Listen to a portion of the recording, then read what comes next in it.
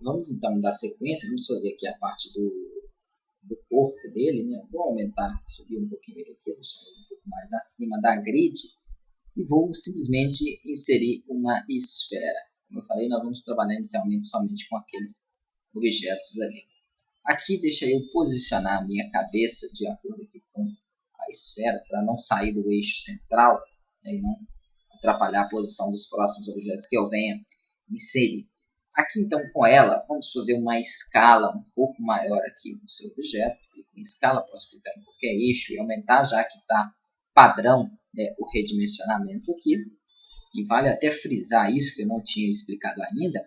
O que ele não respeita, tá joia? Os eixos X, Y e Z que nós temos aqui. Eu, mesmo clicando em qualquer um deles, ele vai redimensionar de forma proporcional. Então vamos lá.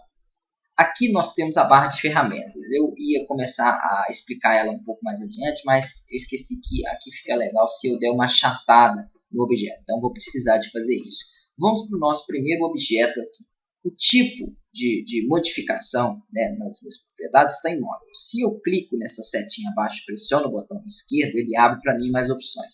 A outra opção é o tipo Object. No tipo Object, ele respeita as coordenadas. O que é isso? Se eu clicar nessa coordenada x e arrastar, ele está redimensionando, percebam aqui no valor abaixo, size, apenas aquela minha coordenada.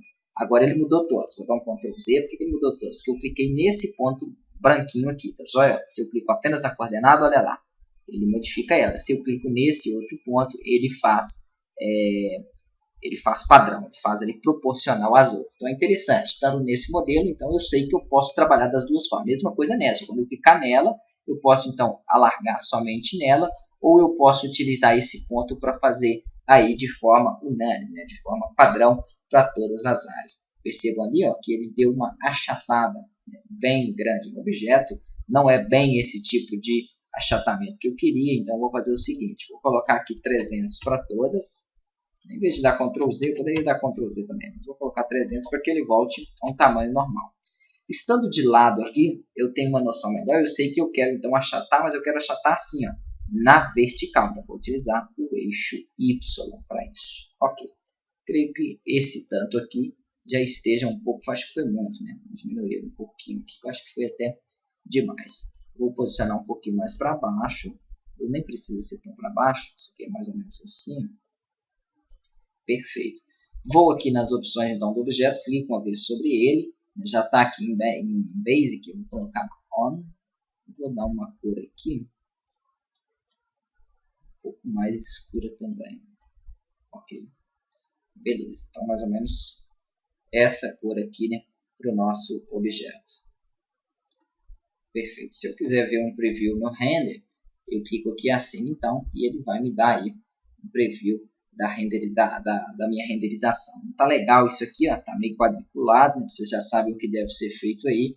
Preciso então de utilizar um pouco mais de subdivisão aqui. Para isso basta eu vir no Object, tá em segmentos 24, vamos colocar aqui 48, o dobro de segmentos, ok, vai ficar um pouco mais pesado, mas a qualidade ali vai ser superior. Então aqui você consegue até comparar ó, antes e depois. Percebam que eu ainda posso até utilizar um pouco mais, mas isso é interessante que você também aumente esses segmentos quando o seu projeto estiver concluído, tá joia? Porque aqui eu vou precisar, vamos supor, aqui é um objeto muito simples, mas tem objetos que você vai renderizar muitas e muitas vezes. Você vai dar esse preview aqui para ver várias e várias vezes. Então, se ficar pesado cada vez que você dá uma pré-renderização dessa, vai ficar um pouco chato aí, um pouco trabalhoso. Vamos colocar aqui também, né, para não deixar essa grid como base, eu vou colocar um objeto bem interessante aqui nas primitivas, que é o nosso objeto, né, que cria uma simulação de local. Nós temos aqui um landscape,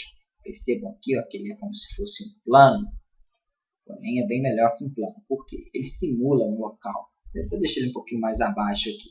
Nas suas propriedades aqui, nós temos aqui a largura desse segmento, então eu posso aumentar ou diminuir, né, a largura dos segmentos. Deixa eu aumentar um pouco mais o plano em si. Clico sobre ele e vou então aqui fazer um achatamento no objeto, fazer proporcional. Ok. Posso, se optar também por visualizar de outra parte ali, ele então me dá né, uma visualização maior. Ok, acho que esse tamanho aqui está ideal. Na próxima aula, então, nós vamos trabalhar um pouquinho aqui as configurações, né, deste nosso landscape.